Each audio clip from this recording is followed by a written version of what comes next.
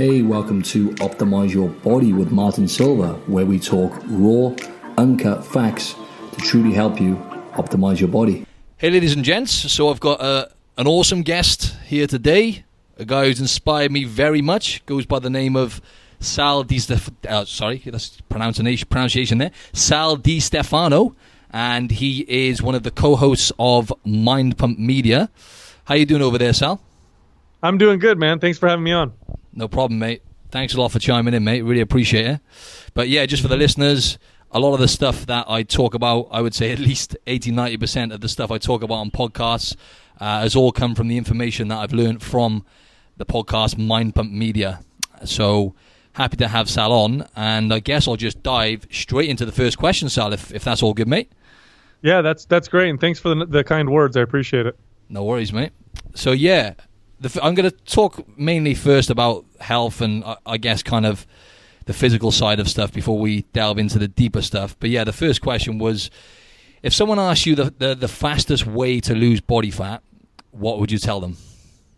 Oh, the fastest way. Now that's different than the right way. Oftentimes, I remember as a trainer, people would hire me and they'd want to know the fastest way to see results, and I would ask them if they wanted to learn the fastest way or if they want to learn the right way.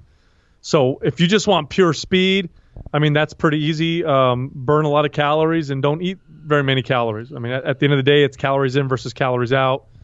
And if you're just trying to lose 15 pounds in a hurry and you don't really care if it's muscle or body fat, you just want pounds off of your body, then move a lot, do a lot of activity, and restrict your food intake, cut your food intake down to where you're not eating very much.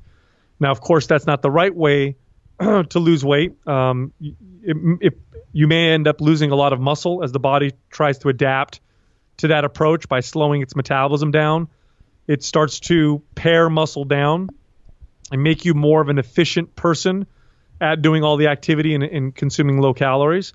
So you'll end up losing a lot of muscle. And some studies will show that the diet and move a lot approach many times results in about half of the weight being muscle. And in my experience training clients, sometimes it's even more because, again, the body tries to adapt. So you figure if you lose 15 pounds, 7 pounds of it may be muscle mass, which now means you have a slower metabolism.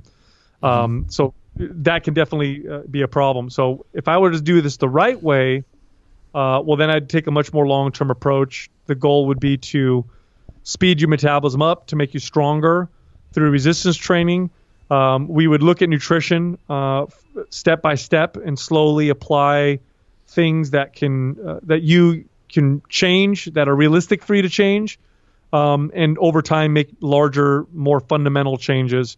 And although it may take longer to lose the weight, the odds that will stay off permanently are much higher. And of course, the kind of weight that you lose is going to be a little better. Lifting weights and eating properly results in all the weight being body fat and none of it being muscle. And in fact, if you lift weights, you'll probably end up increasing muscle mass. And sometimes the scale even reflects that. I've had clients who will lose 10 pounds on the scale, but then we'll do a body fat test and realize that they actually lost about 13 pounds on the scale, 13 pounds of body fat, and gained about 3 pounds of muscle, so that the scale only shows a 10-pound loss, but doesn't show the muscle gain. Great. Yeah, I'm glad you said that, because I always tell people you can either do it the fast way or the right way. So it's always a good little bomb to drop that one in it, because it is true. Obviously, if you look at the bigger game, all the stuff you mentioned there is absolutely spot on. And how do you a battle I have with people, Sal, nowadays is getting people to slow down.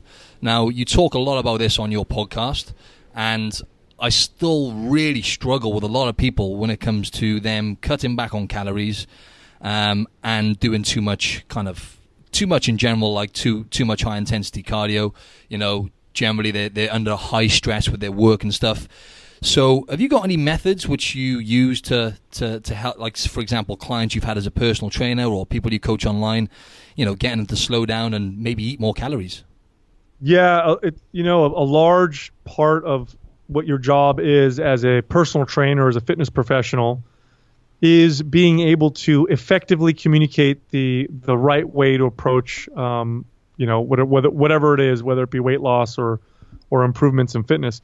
And the reason why I say that is, you as a trainer, you know what it takes to get somebody's body and health to change. You also know how difficult it can be for people, and it's a fundamental change. In other words, that person will have to live differently, to look differently. They have to live differently. Absolutely. And that doesn't happen overnight. And so you need to communicate that in a way that's effective, so people get it. I think one of the best ways to do that is to tell people, whatever you do to get in shape is what you have to do to stay in shape forever. So whatever the approach is now, it doesn't matter what your approach is, but whatever it is at this moment, if that's what got you to where you want to be, well, guess what? That's what you have to do forever. And so, because I think a lot of people approach fitness and nutrition with the mentality that I'm going to follow this plan until I get to my goal, and then I'll go back to the way I was before, as if it's a temporary thing. And it just doesn't work that way, because the body reflects what you're doing right now. It reflects your current lifestyle. So when you're looking at, and we have to appreciate the difficulty of this, and we have to be able to communicate this to people, because changing behaviors, fundamental behaviors, is not easy. It's not an easy thing. I mean, it's one thing to get somebody to change how they live for a few months, and that requires an incredible amount of discipline. But it's a whole thing, another thing entirely, to change how they live forever. Like, you're never going to go back to how you were living before, because the minute you do, then your health and your body will go back to how it was before. So how do we approach large, big, fundamental, lifelong changes? You do it one step at a time. And the way that they are effective, really the only way that anything is effective, is by taking a change that is challenging, because it has to have meaning. It's got to have a little bit of meaning for you. If it's too easy, there's no meaning behind it. But it's got to be easy enough to where you know that you can do it. Okay?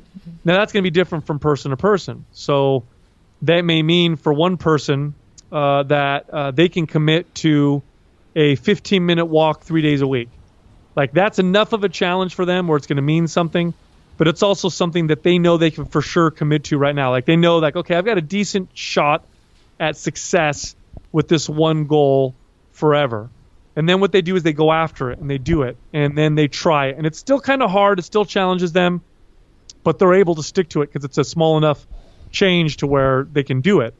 And then once they've stuck to it, and it's something that is now become a part of their life, like anything else that's a part of your life. Think about all the things you do on a daily basis that are a part of your life. You don't have to, like, wake up and motivate yourself to do those things. They've just become a part of what you do.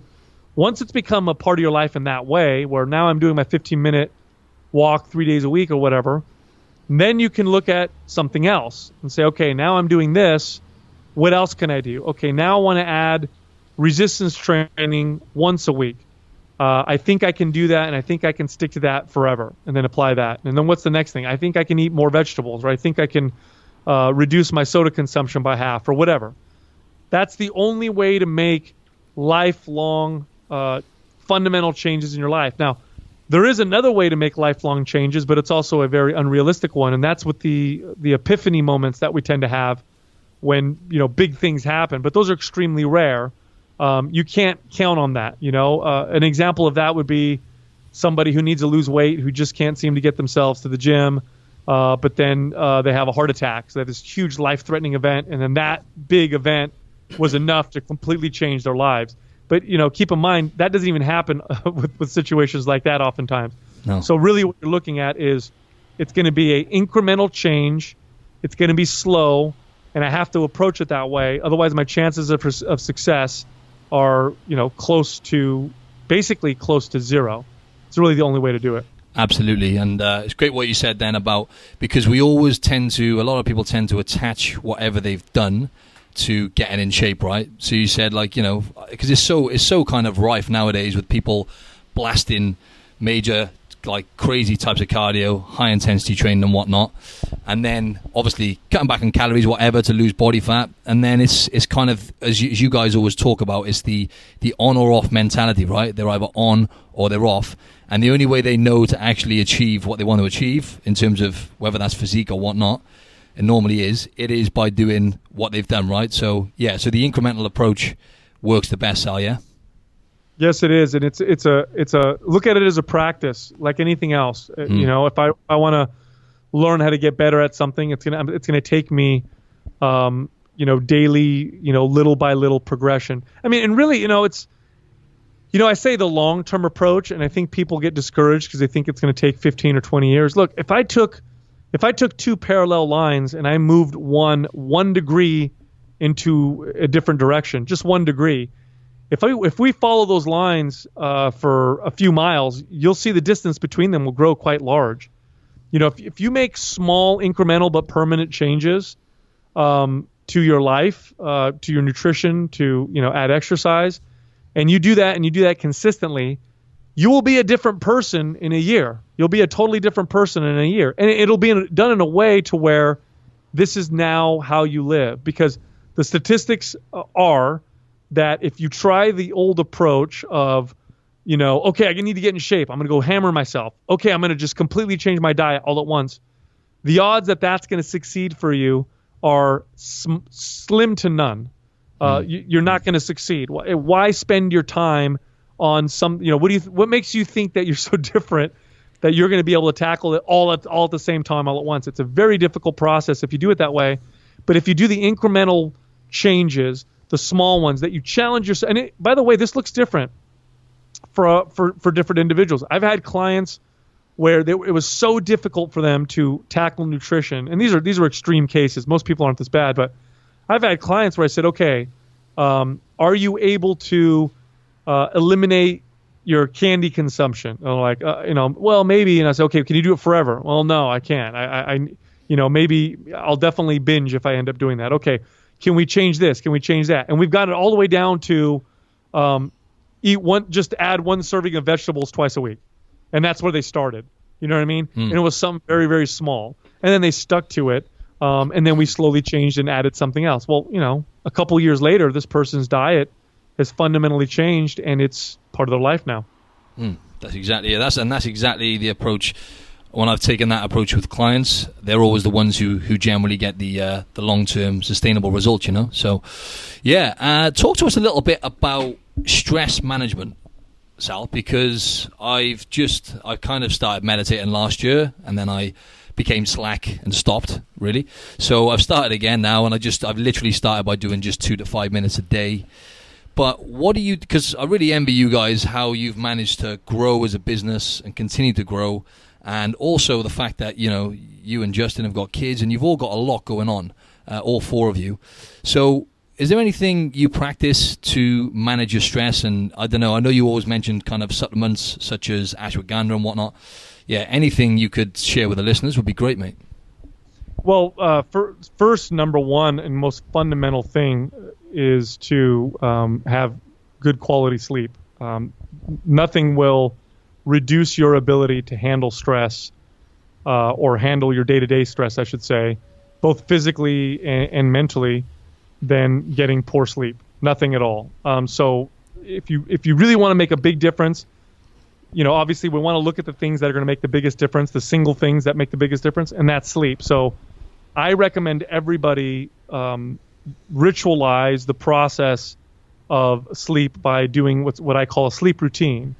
And this is actually not as crazy as it sounds. So to give you an example, I'll have I was just talking to a client the other day about this, and what I'm having him do is about 2 to 3 hours before bed, I tell him to try to turn off all electronics and to dim the lights in his house. Now, that's not something that's reasonable on a consistent basis. He has a business, he has to work, he has kids, you know, that kind of stuff. So what I told him is I said, okay, if you can't do that, wear some blue light blocking glasses, because what they'll do is they'll reduce the amount of light that the brain perceives as daylight. That also kind of prevents the sleep process from being quality. In fact, some studies show that using blue light blocking glasses about, I believe it was 90 minutes before bed, increased melatonin production by, I think it almost doubled it. And melatonin is the hormone that's produced by the brain when you're sleeping, and it's part of it helps you recover. And low melatonin levels were connected to inflammation and Alzheimer's and cancer. So I tell people about 2 to 3 hours before bed, put on blue blockers or turn off electronics. That actually makes a big difference. The second thing I tell them is to go to bed at the same time and wake up at the same time every day. It really does a number on your body when your bedtime and your wake up time fluctuate on a regular basis. Like some people will be like, oh, on the weekend I go to bed super late, but then I wake up super late. They actually find that reduces the benefits that we get from sleep. So I tell people, set your time, your bedtime, and set your wake up time. Try to make it about 8 hours. Everybody's a little bit different, but 8 hours seems to be the right around generally how much people need. So that's number one. Try not to have lots of stress before bed. Turn the lights off, or like I said, wear the blue light blocking glasses. Don't have any stimulants right before bed, and get a good 8 hours of sleep. That'll make a big difference alone. Sorry, Sal, you mentioned stimulants. What would you say about caffeine? And I know everyone's different, but cutting that off at a certain time, do you think is a good idea? Oh yeah, absolutely. I don't recommend people drink caffeine after about 3 p.m. in the evening, cool. Typically. Now, everybody, you're right, is a little bit different, but they even find people with an incredible tolerance for caffeine, it still decreases the quality of their sleep, even those people. So I would say definitely try to reduce your caffeine intake or not have it past a certain time. 3 or 4 p.m. seems to be the right time for most people who go to bed around 10 p.m. in the evening. Great. Yeah. The other thing too is, stress is a part of life. Stress gets the body to adapt and change, so it's not a bad thing. But what we want to do is we want to manage the most common forms of stress that we encounter in modern life, which is very different than the kinds of stress that we may have encountered thousands of years ago. Thousands of years ago, stress was very high and acute. It's like big, crazy event happening right now, and then I survive and I'm safe and it's over. We don't really get that nowadays. We're not getting threatened by animals. They're not going to, come and eat us and kill us. We're not getting threatened by, it's relatively safe nowadays, and we have food readily available. So we don't have those crazy acute, events as often. I mean, we still get some of those, but not like we used to. But what we end up getting is a lot of this low to moderate level, incessant type of stress, like emails 24 hours a day and text messages and, worry, and the news is on 24 hours a day and that kind of stuff. And so I tell people to try to practice mindfulness, being in the present moment.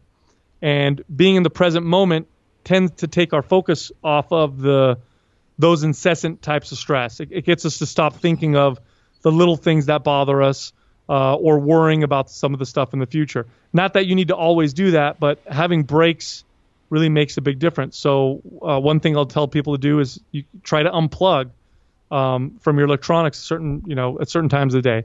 I go on my phone and I work on social media, but I only do so now at certain times of the day. Other times I ignore it. And so that's actually helped quite a bit with my stress management. The other thing too is when you're doing mundane tasks, which we all have to do, like the laundry or washing dishes, use that as a time to be in the moment. So a lot of us, when we do those mundane tasks, we tend to think about all the stressful thing that we're doing throughout the day. Rather than doing that while you're folding the clothes or while you're washing dishes or while you're vacuuming the house, focus on what you're doing at that moment. Focus on washing the dishes, the way the water feels, the way the dish is getting clean, the soap that's on your hands. Try to be in that present moment, and you'll end up finding that those activities can actually become quite meditative. In fact, that's kind of the basis of meditation, is to be in the present moment. Another thing you can practice, which is actually quite effective, which my girlfriend taught me, was something called slow walking. This is where you go on one side of the room and you walk to the other side of the room, but you do so as slow as you possibly can. So it may take you a full 10 minutes to make it to the other room, but it puts you in the present moment because you're focusing on every pressure point with your foot, on every step that you take, every movement, and every breath that you make. And it sounds really, really silly, but you'll find by doing that, it really takes your level of stress and just kind of. It does sound quite funny actually, because you said 10 minutes. That's a long time, isn't it? It is, and you do it really, really slow, and you take your. I mean, you can even do it for 5 minutes. Yeah. It's a form of meditation, though, isn't it? So that's kind of. It is, and I've used that practice quite a bit, and it's quite effective. I mean, the thing I like about doing these mindfulness practices, for someone who's really busy like myself, it can be hard because I can justify not doing them because I don't have time, right? So I can say to myself, I don't got 15 minutes to spend trying to be mindfulness. I need to spend that 15 minutes getting things done. But the reality is, when I invest that 15 minutes, I actually get more than that in return in terms of efficiency. It's just like exercise. Like business people who work out find themselves to be more efficient with their work than if they didn't work out. So although they're spending an hour exercising, they're actually getting more back than they're, more in return than they're putting in. So time-wise, you're trading, 10 minutes for 20 minutes back in productivity. Yeah. And then, of course, exercise. Exercise is one of the best ways to get your body to manage stress, better. But you need to modify the intensity of your workout based on your current level of stress, because exercise is another stress on the body. So if you're in an extremely stressful situation, then your workout should be very recuperative. It should be slower. It should be more meditative. It should be relaxing. It should feel good, get a little bit of a sweat, but it shouldn't feel like you're beating the crap out of yourself. If your stress levels are not bad, then you can push your body harder with exercise and really focus on things like maximizing performance or building muscle or burning body fat. Awesome. Yeah, I've taken some of your mindfulness tips actually, because you're the same as me in terms of you used to hate like washing dishes and stuff, right? That kind of stuff. Yeah. Yeah, so do I. So nowadays I focus on, I try and be mindful. And it can sound a bit woo-woo to the average person, isn't it? But when you just focus on what you're doing and just stop trying to rush it and get it done, it's much more of it can be a little bit more therapeutic then. So it's kind of the opposite to stress then, isn't it? It's really weird. I actually appreciate doing some of these tasks now. I used to hate doing them, but I think it's just I've developed a different association with them because now I feel good while I do them, and it doesn't. I end up doing more of them. The funny thing, my girlfriend loves it. Can't go wrong, mate. So yeah, talking about training, then we talked about this on the last podcast, but I'd like you to reinforce for the listeners. So let's just talk briefly about full body training versus split routine training. Now, I saw one of your posts recently, awesome post. So you're constantly getting the message out there that generally, when you hit the body parts more frequently, so in other words, you're hitting the full body, let's say 2 or 3 times a week, generally you're going to yield better results than if you were to do, say, split routine where you're hitting, a different body part every day. So you're only hitting the body parts once a week as opposed to 2-3 times a week when you're doing full body. So yeah, talk to us a little bit more about that, Sal, if you can. And because I know you said about 70-80% of people respond better to full body, but if you could give maybe the pros and cons of both, that would be great, mate. Yeah, I mean, the big difference is frequency. I mean, you nailed it. Is really just frequency of stimulation of the muscle. So if we really boil it down to that, then it doesn't make a huge difference whether or not you're doing a split or full body. You're hitting each muscle group. If you're hitting them around 2 or 3 days a week, that seems to be ideal for most people for strength gains, muscle gains, and then of course down the line, fat loss as kind of a byproduct of that. But besides that, full body for most people, full body routines work really well because they require less time in the gym as well. So if I took the average person who wants to become more fit and I split their body up and had them come into the gym 4 days a week, because one day we're doing 4 body parts, another day we're doing 4 body parts, and so on, I can get that same amount of work done usually 2 days a week if I hit full body. So it tends to be more convenient as well. And there's also this systemic muscle building effect that comes from training the entire body. You can see this with studies that examine, bilateral training. There's study, and we've known this for a long time, where if you train one arm, most of the strength gains will go to that one arm, but we'll also have measurable strength gains to the arm that wasn't trained. The body almost tries to balance itself out a little bit, even though you don't work that arm out. Now, of course, there's still going to be an imbalance there, but I think it's pretty fascinating that there's some carryover to the other arm. When you train full body, you send this louder adaptation signal as a whole than you would if you split the body up a lot. Now, in terms of the benefits of body part splits, if you're training with a lot of volume, that may be more convenient for you to do it that way. If you're trying to train the entire body, let's say 3 days a week, and you're doing 40 sets per week per body part, then that means each workout's you're going to be doing about anywhere between 12 to 15 sets per body part per workout, and you train the whole body. That's an hour and a half, 2 hour workout. It may be more beneficial just from a convenience standpoint, or maybe even just from a fatigue standpoint, to break up the body so you're not in the gym 3 days a week, you're in the gym 6 days a week, but your workouts are only 45 minutes to an hour long instead of 2 hours long. So it really depends on the individual and what you're looking at. But again, if we're talking to the average person who is not this super advanced person who's going to be doing just tremendous amounts of volume per week, mainly because their bodies can't handle it, then full body just seems to work the absolute best. But if we boil it all down to frequency, then I really don't care who it is. Most people respond best to when everything's equated, right? Volume, total volume per week, exercises, everything. People tend to do better by hitting their body parts more frequently. Again, 2-3 days a week. Some people, maybe even more than that, than less per week. Doing all the volume, the same amount of volume, but only hitting each body part once a week. Makes total sense.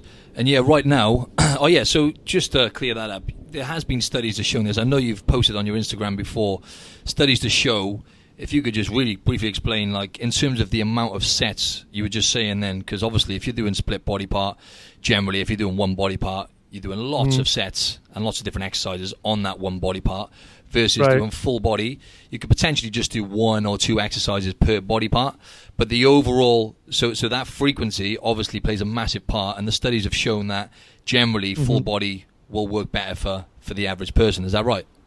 Yeah, and in total volume per week is probably anywhere, I would say, if we're looking at the average person, anywhere between 9 to maybe 15 sets per week per body part. When you start to get more advanced, that number can get as high as 30 or even higher, especially if you add the genetically gifted and then, of course, if you throw anabolics on top of it.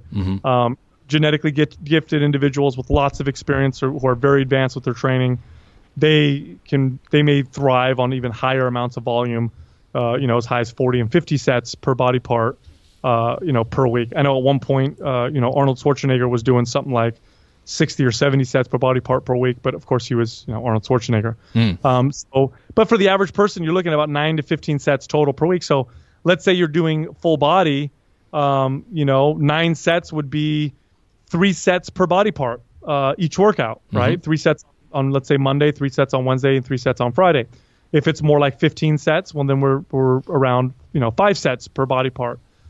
So that's right around where people the evidence shows to be the best, and in my experience, it seems to be the best. I mean, really, what you're trying to do is you're trying to send a signal to the body to adapt. And I think it's important to note, not to go off on a tangent, but I think it's important to note that the adaptation process is different than the recovery process. I think people confuse the two. We think of recovery as the adaptation process, and that's largely because adapting and recovering happen simultaneously oftentimes, although they're not simultaneous the entire time. Much of what happens during one happens for the other one. But they are two different things. Think of recovery like you would think of healing. If I were to go handle rough objects with my hands, I would chafe my skin and cause a little bit of damage. My body would respond by healing that skin. That's the recovery. But once it's recovered, my body then aims to adapt to make my skin more resilient to the same stress or the same insult at another time, because your body's always trying to be better at what it does most often. It's always trying to adapt to its environment. So the adaptation process would be adding a layer of skin to my adding another layer of skin, which eventually would turn into a callus. So recovering would be the healing process. Adaptation would be making the skin stronger so that it can be more resilient. Well, that's the same thing that happens with your muscles. When you're working out, there's some damage that occurs, and your body is trying to heal from that damage, but it also sends a signal to adapt to become stronger. And we can generally measure that adaptation process through something called muscle protein synthesis. And what we find in studies is that protein synthesis signal, it elevates very quickly post-exercise. I think it's like after 4 hours, it really starts to climb post-exercise. And then it peaks at anywhere between 24, 48, maybe 72 hours, depending on the individual. And then it starts to drop very quickly. So it goes up very quickly, peaks, and then it drops very quickly, even though the recovery process may still be going on. So I know a lot of guys and girls who work out, they think, I'm doing this full body workout. I just worked out Monday, today's Wednesday, but I'm still a little bit sore. Should I work out again? Well, the recovery process is still happening, but that adaptation signal likely has dropped because it's now 48 hours later. So it's okay to hit that muscle again, maybe reduce the intensity so you don't create too much more damage, but you want to send that signal to adapt again. So it's important to understand that. Once you understand that, you're in the gym trying to send an adaptation signal, and that damage just tends to be a byproduct of that. I think people train a little bit smarter when they know that. Definitely. Yeah, I can totally relate to that because I always tell people a similar thing, really, especially when it comes to, like the recovery, for example. You say this quite a lot on the podcast, but it always resonates with me because, if you always say if you're aching generally for longer than like a day or two, then, you've generally done too much because the body will prioritize recovery over growth, essentially. So that's kind of what I always regurgitate, if you like, to my listeners. But so like just for the listeners, they think they've done a good, successful workout. A lot of people, if they're aching for, let's say 2-3 days down the line, they feel like, yes, I've done a great workout. But generally, that means you could have done too much, Sal, if you're aching for longer than a day or two. Yeah, soreness is a terrible gauge or indicator of effectiveness. It just doesn't tell you if what you did was effective. But what it can be a sign of is maybe you overdid it. Not always, but many times. So yeah, if you're sore for 2 days, if you're really, really sore for 2 days or so, or 3 days, you probably overdid it. And now why is that a bad thing? Well, I think you said it. Your body will prioritize recovery over adaptation because your body's resources are limited. And healing comes number one. Like it's going to want to heal over adapting. And if that damage just gets overwhelming, you're only going to be stuck in this healing process. And now what does that look like? What does that feel like? Well, it means, and many people have experienced this. You go to the gym, you beat the crap out of your muscles, you get really, really sore, you wait until the soreness goes away, and then you go back to the gym and you beat the crap out of the muscles.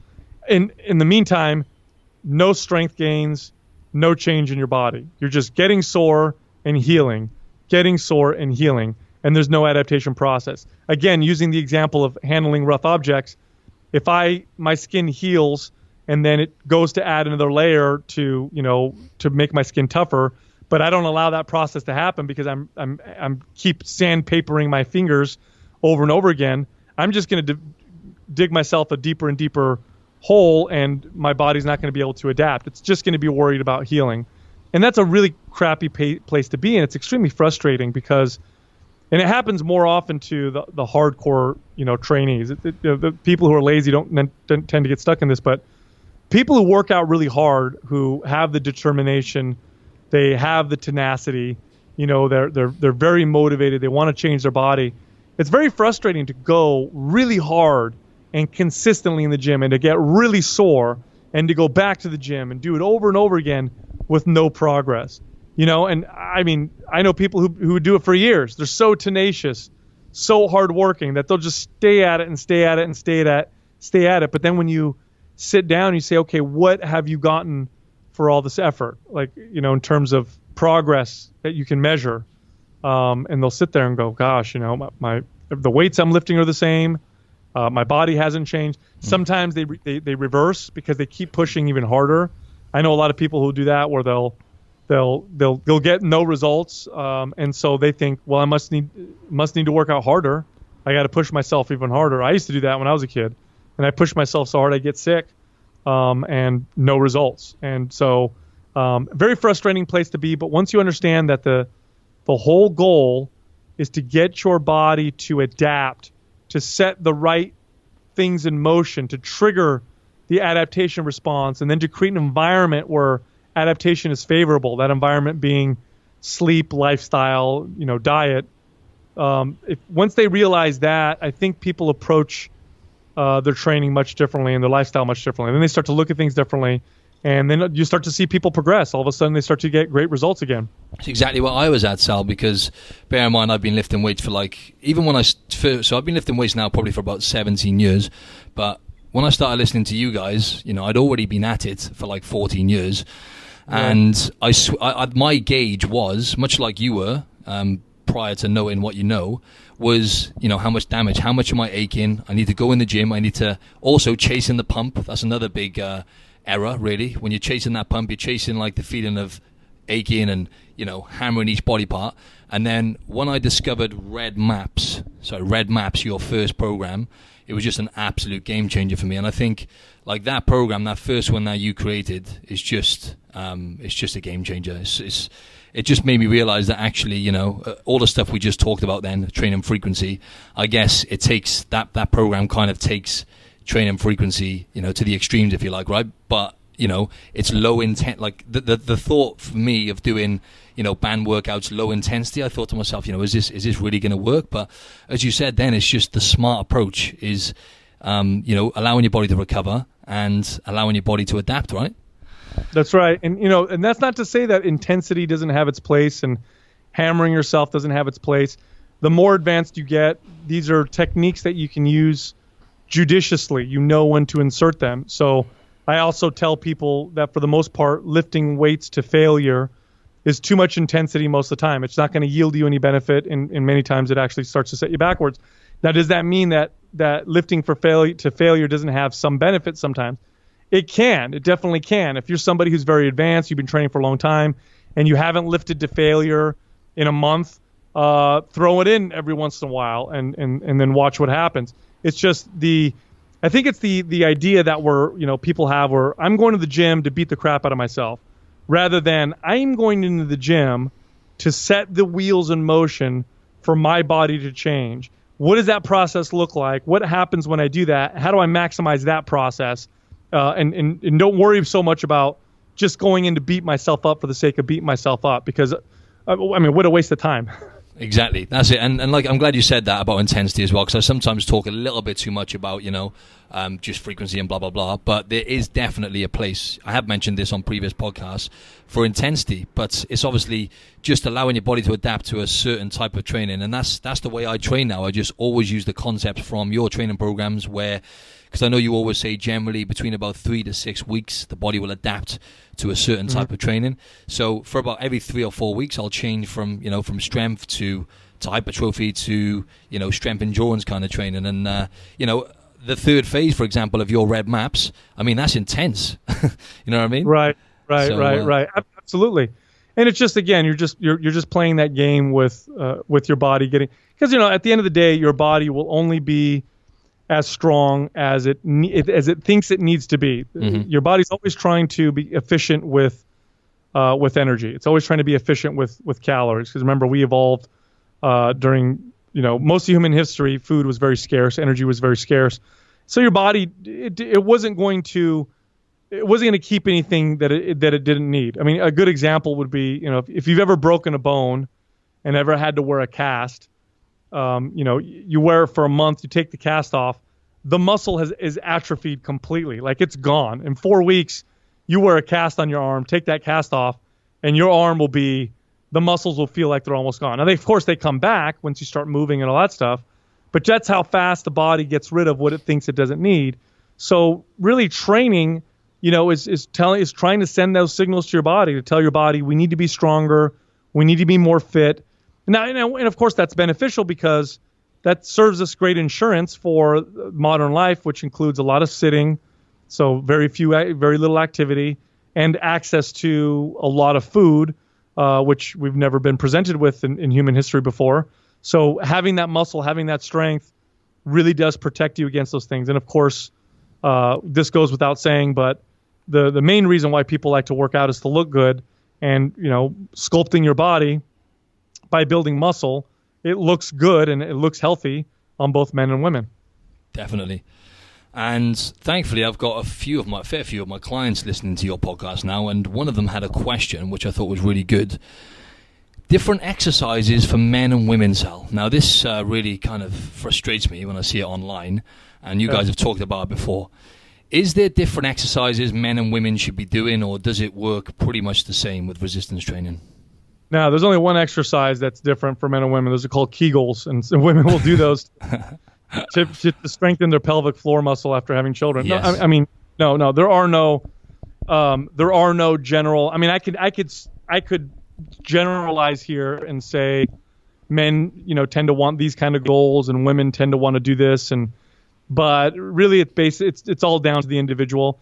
Our bodies respond the same to exercise. The most effective exercises for men are also the most effective exercise for women. So at the end of the day, it's really down to the individual. What do you want to look like? What are the things that you need to work on? What are your goals? What's your experience with exercise and training? What does your recovery ability look like? And then take it from there. But the reason why we see so much in the fitness industry that says, workout for women or workout for men, is because in marketing terms, when you can narrow down a demographic and make them feel like you're talking to them, the odds of selling to them is much higher. So, and I could run this experiment, by the way. You talked about my Red MAPS program, MAPS Anabolic. If I package that in a way to where, let's say I had a very fit-looking female on the cover, and I said, body sculpting, metabolism boosting program, and change the music a little bit and have the demos be done by a fit, type woman, I would sell more of those programs to women than I would to men, and then vice versa. If I put it, together and wanted to sell it to just men and said, build maximum muscle, sculpt your chest and your shoulders and your arms, and had a buff-looking dude on the cover and then a buff guy in the videos, more men would buy it. So that's just marketing. That's all it is, and you see that quite a bit in our space. Unfortunately, that has resulted in a lot of misinformation. Give you an example. The fitness industry for a while was contending with the fact that women didn't want to lift weights. They tried to figure out, how do we get women, this is the gym industry now, how do we get women to come into our facilities and lift weights, because all they want to do is aerobics classes. And so they came up with a few ways of selling weights, and one of the ways was to say, hey, look, if you lift weights but do a lot of reps, if you do really, really high weight and high reps and use low weight, you won't look like a bodybuilder. You won't build big, bulky muscles. You'll just shape and tone your body. And that was all marketing. There was no truth to that whatsoever. And so women were like, oh, cool. I can lift weights and I'm not going to get bulky because I'm going to do a lot of reps and go light, and I'm going to tone, which, by the way, was invented by the fitness industry also. That word was total creation. Muscles don't tone. I know. I always say that to clients. Sorry to interrupt. I always used to find myself saying that, and now it's like exactly what you said. What you're going to say now probably is they either grow or they shrink, and that's what I always tell clients now. That's it. That's it. I mean, a muscle that grows feels harder, and a muscle that shrinks feels softer. So if you want hard muscles, then you want to feel toned, then you should build them. But this was just the fitness industry trying to get women to lift weights, because women were like, oh, I don't want to lift weights, because at the time the only people that lifted weights were, men or bodybuilders, and women don't want to look like that. They want to look feminine, right? So there's a lot of misinformation. And the reality is, really, really lightweight and really, really high reps does a terrible job of building or toning or sculpting, whatever word you want to use, to muscle. It just does. It's a terrible job. Muscles don't change the way they look and feel as quickly when you're going super light and super high reps. They change much faster when you lift a sufficient amount of resistance and you train anywhere in between I'd say the 3 rep range to the 20 rep range. That's about as high as you probably would want to go. Not to say that you can't go higher than that every once in a while, but if you want your body to change faster, then you want to stay kind of within that range, because those are the rep ranges that affect the muscle fibers that have the biggest propensity for physical, visual change. And that's that. So I don't care if you're a man or a woman. So if you're a woman and you come to me and you're like, hey, I want to change how my body looks. I want to speed up my metabolism. I want to, a lot of women will say, I want my legs to look sculpted. I want a better butt. I want a tighter midsection. I'm going to train you just like I'd train a man in terms of, the intensity and the exercises and the rep ranges. I'm going to train you in an individualized way because you're an individual, and based on how your body moves, that's going to help dictate the exercise selection and all that stuff. But I'm still going to train you to try and build muscle. And of course, if you're lucky enough to be one of those rare individuals, who does build a lot of muscle very quickly, or one of the rare females on earth that can do that, still doesn't happen overnight. It's not like you're going to work out and then wake up the next morning, look in the mirror, and then be like, oh shit, I look like, Martin Silva. No, that's not what's going to happen. You'll just get to the point where you'll look in the mirror after years of training and say, this is about as sculpted as I want to get. And that's a great place to be. Then you just back off on the intensity, take it a lot easier, and then just kind of try and keep your body where it's at. Superb. So, we've got quite a few questions left for you, so we'll try and get through some of these now. That we'll finish them all, but I'm going to dive straight into the more kind of deep stuff and maybe viewing a little tiny bit away from fitness, Sal. So, so you talk every now and then about your divorce, and as that being, that was one of the hardest things, you've ever gone through, which is totally understandable. But you said it, it's helped you grow. But, what are the main things you've learned from the process, Sal, from that process? Oh man. Yeah, that's a tough one. I was married for 15 years, and I got married very young. I was 22 when I first got married, and I had 2 children. And divorce is difficult because, well, for obvious reasons. I don't think anybody gets married with the idea of going through a divorce. You get married with the intention of being with that person for the rest of your life, especially if you have kids with them. And so what takes us to the point of divorce it's years and years of of whatever you want to, neglect or disconnection or, just turmoil. It's years and years of it. From the people I've talked to, at least, people don't typically just get divorced on a whim. It was a long process. And I think, and this is true I'll just speak for myself. It was easy for me to look at all the things that my wife at the time was doing wrong. It was very easy for me to look and point the finger at her, at what she was neglecting, what she was doing to cause the dissolution of this relationship. That's not a very good place to be. Because I can't force someone else to change. And it also takes the eye off of the one thing that I can change, which is myself.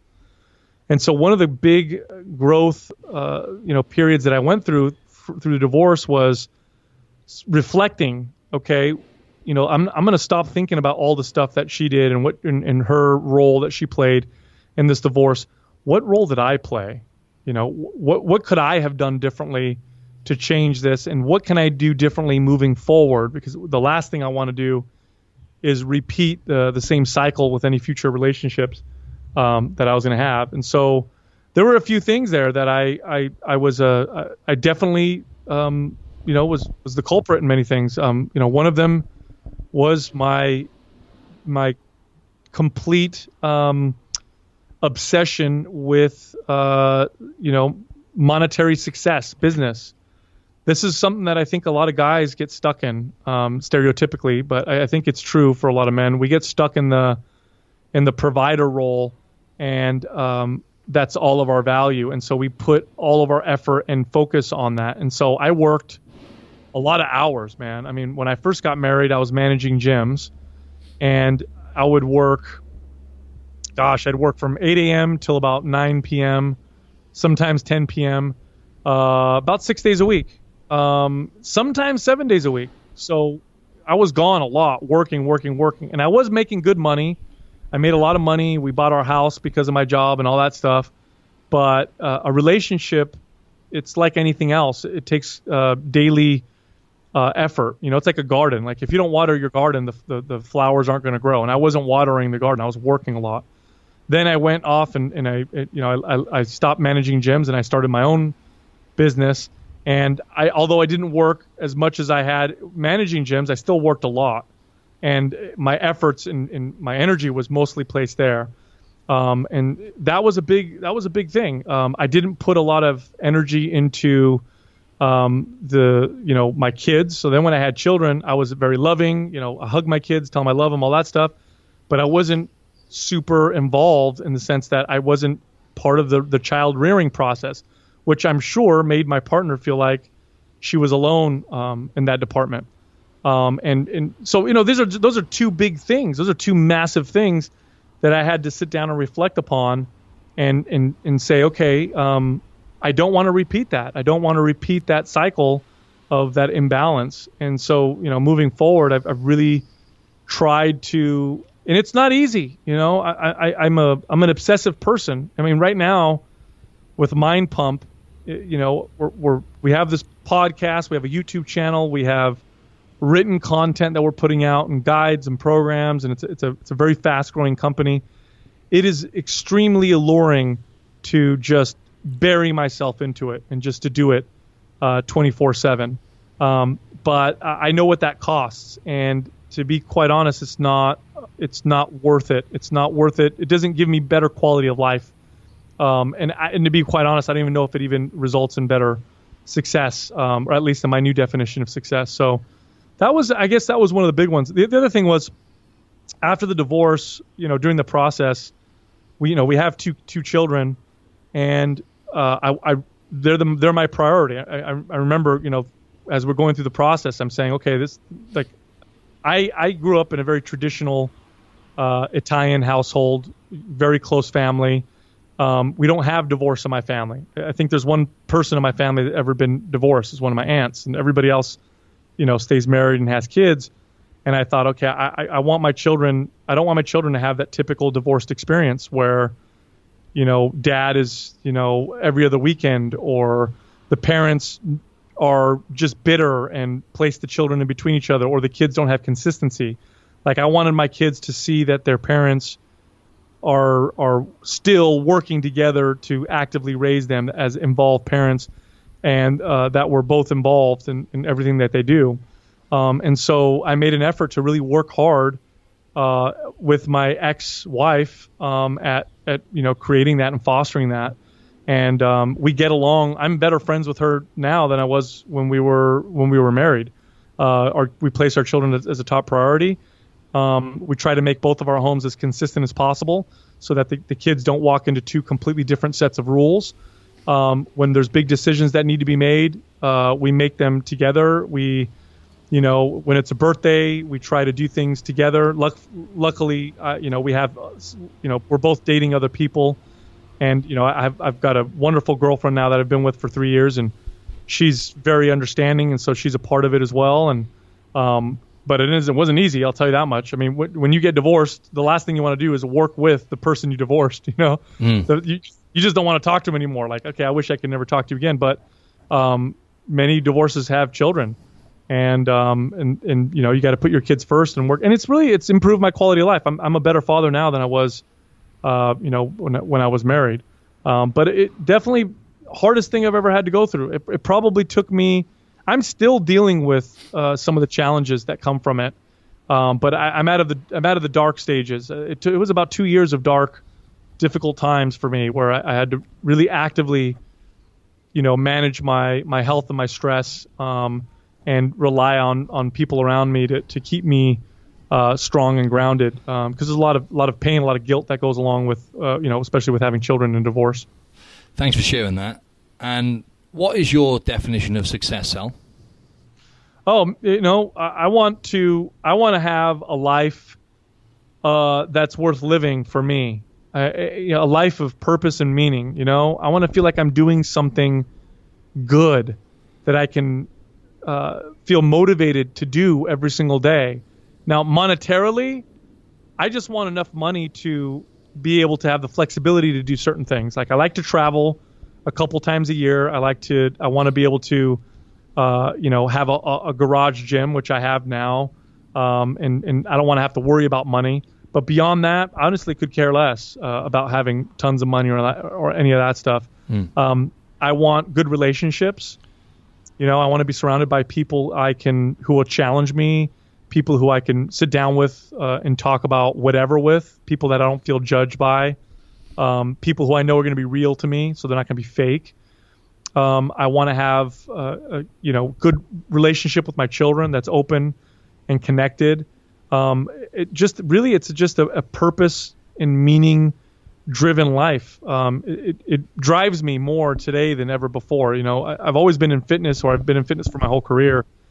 But, really, I remind myself more today than ever before, where, everything I say, everything I do now, I'm trying to help people help themselves through the medium of exercise and through the medium of nutrition. There's a lot of ways you can help yourself, of course, but those are the two areas that I have expertise in, and those are the two areas that I think I can offer the most in. And so that's just kind of what drives me. I think if I won the lottery, tomorrow, I would still show up to work and do what I'm doing now. I would just do it for free, and so I think I've kind of achieved the level of success that I want. I mean, if I could stay like this forever, I wouldn't need to make any more money. I wouldn't need to do anything else. And that doesn't mean I'm not driven. I still want to do better and grow. But I think that's it right there. You see a lot of people who make a lot of money and they have all the material stuff and they're just miserable. They don't have that meaning and that purpose. And so that's something that I look forward to now. It might sound a bit far-fetched, but that's actually what you guys have taught me is adding value to the world, and how good that actually feels to have a sense of purpose and meaning. Because before I started growing and listening to more podcasts and stuff, but bear in mind, it was literally 80-90% your podcast I was listening to for a solid 2-3 years, and it still is really. It made me realize that actually, you've got to add value first anyway if you want to be successful later down the line, whether that's financially or whatever that is. But also how good it feels, and actually you start to realize that we're purpose-driven creatures, and without purpose and meaning, that's we're living in a world now where we're facing an epidemic of mental illness, which kind of brings me to the next question, because you said about having the right people around you. And what I found myself is, bear in mind, I've lived in Australia now for almost 2 years, and I moved over to the other side of the world from the UK, and I've got an awesome tribe back home. And one of the reasons I moved here is because I have got a few friends here, a few close friends, but most of my mates and stuff, and obviously my family, are back home in the UK, and actually went through some tough times because I've met an amazing girl here now. I've got a girlfriend, an Australian girlfriend, and everything's going really well. I'm making lots of progress. But yeah, having a tribe, Sal, the importance of having a tribe. So that was my question, really. That's very important, right? Because that's what I've realized since coming here. Yeah, you want people who can, who you can trust. And what I mean by that is, I work with a group of guys now who I trust and respect enough to tell me when I'm fucking up. It's hard to hear that from anybody, because first off, you don't think you are, right? It's natural for you to think that everything you're doing is great. Otherwise you wouldn't be doing it. So when someone tells you that's probably not a good idea, and you want to argue with them automatically, because you of course, everything you think you're doing is doing great. The other thing too is when people tell you that you're messing up, it invokes your ego, and you want to defend yourself. So you want to be around people that you can really, really trust. Imagine this. Think about somebody that you could trust. Imagine if you tomorrow woke up and all of a sudden something happened to you while you were sleeping, and you thought right was left and left was right, and you were convinced that right was left and left was right. And then the person you trust most, somebody you really trust in your life, tells you, listen, I don't know what happened to you while you were sleeping, but you switch things. They're not that way. You need to be able to trust someone enough to be like, okay, you know what? I trust you enough to know that you're not lying to me, and I'm going to consider what you're saying. Those are the kinds of people that you want to be surrounded by because they help you grow. You're not going to ever be able to see everything about yourself on your own. It's just not going to happen. You're stuck in your own biased bubble.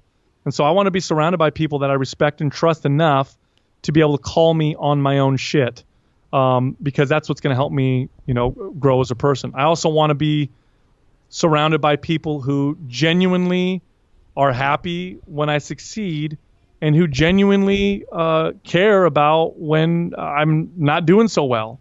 Rather than the opposite. I think a lot of times we surround ourselves by people who are a little jealous when we succeed, or who kind of don't care when things are going wrong for us. Those are the people you don't really want to surround yourself with. They're not benefiting you, and they actually may be taking away from your quality of life. Now, what does that look like? Well, usually it means you're not surrounded. You don't have a massive tribe. People who are have 50 million friends and stuff. The odds that all those people are those kinds of people are very small. Usually it's a few. You got a few core people around you that you can truly, truly trust, who truly have your best intentions in mind, who can call you out on your own shit, that you trust enough to be able to do that, and you respect them enough to do that, who will celebrate when you succeed, and who will cry with you when you're sad. Great.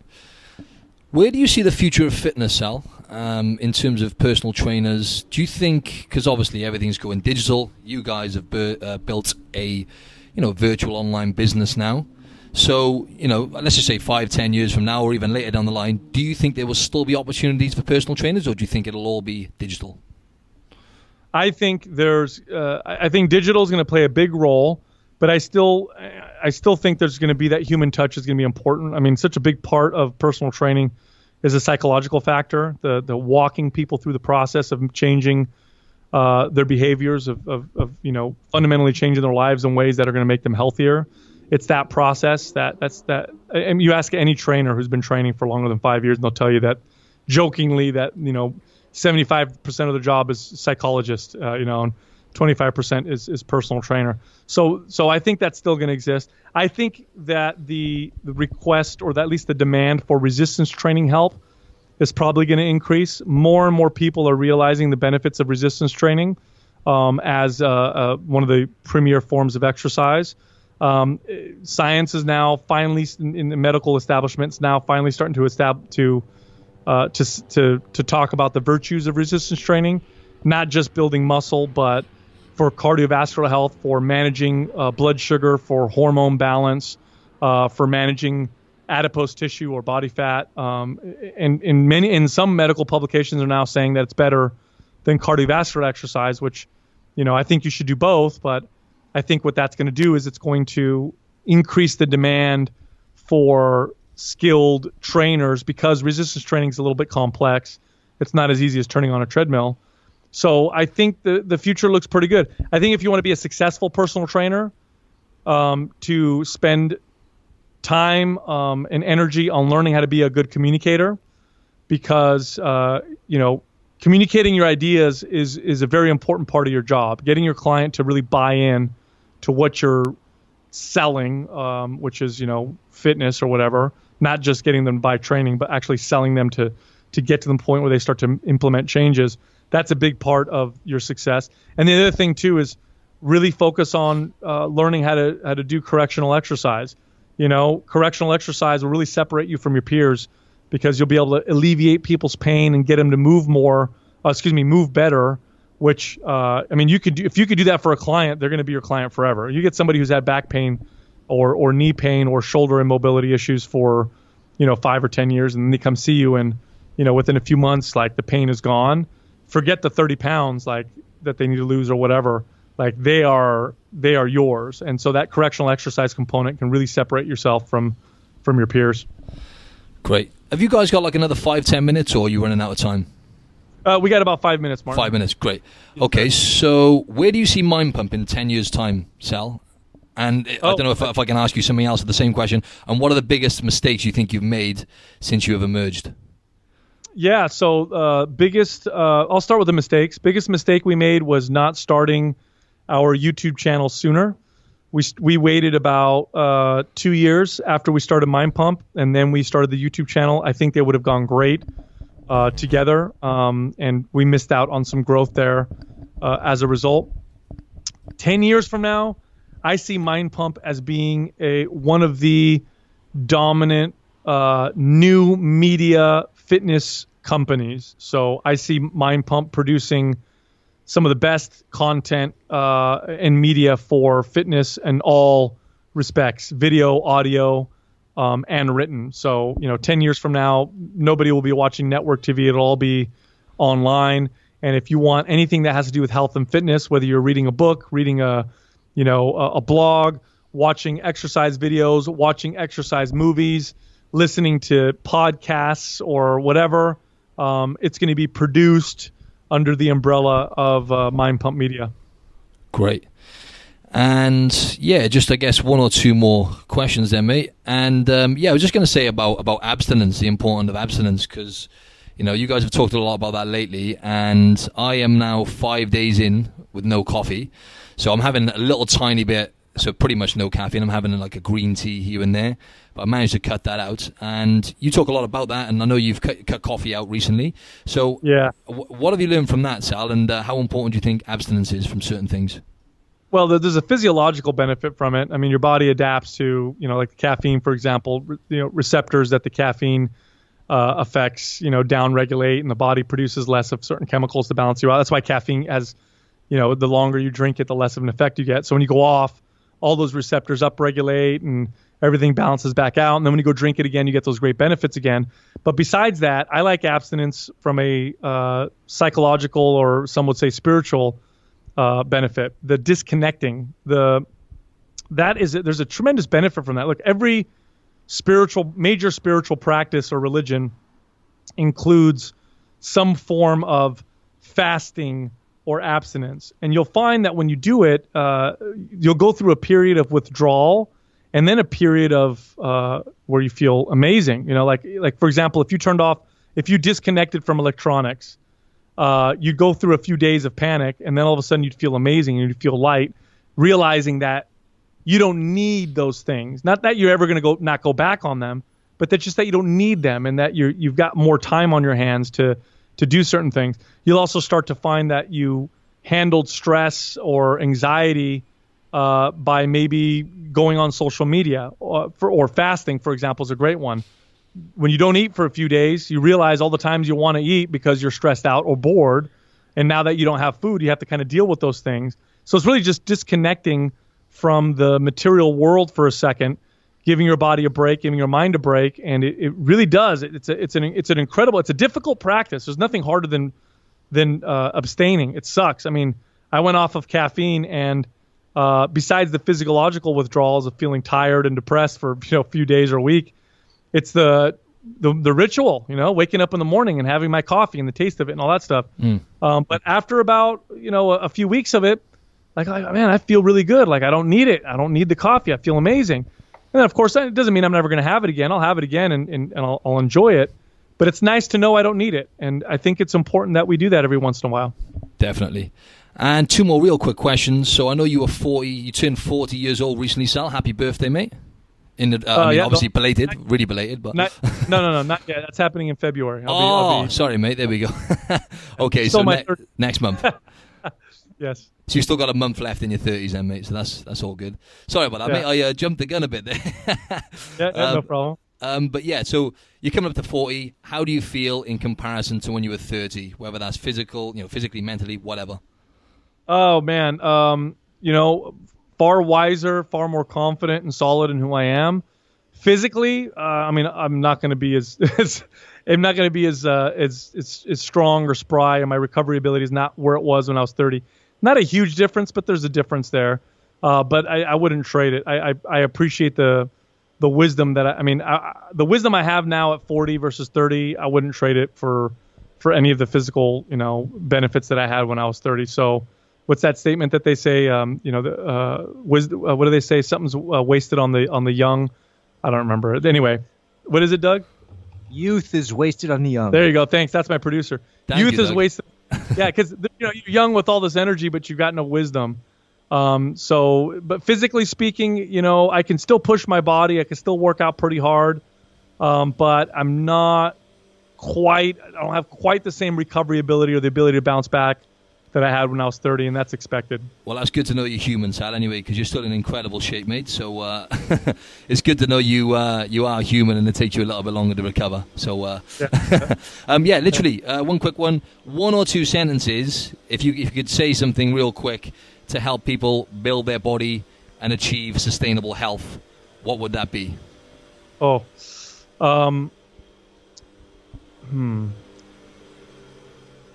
If you improve yourself just a tiny bit every single day, and that'll turn into massive changes down the line. Spot on. Thanks a lot for your time, Sal and Doug. Guys, really, really appreciate your time, because I know how valuable your time is nowadays. So can't thank you enough, guys. No problem, Martin. I appreciate it. Okay, catch up soon, guys. Thank you. Bye.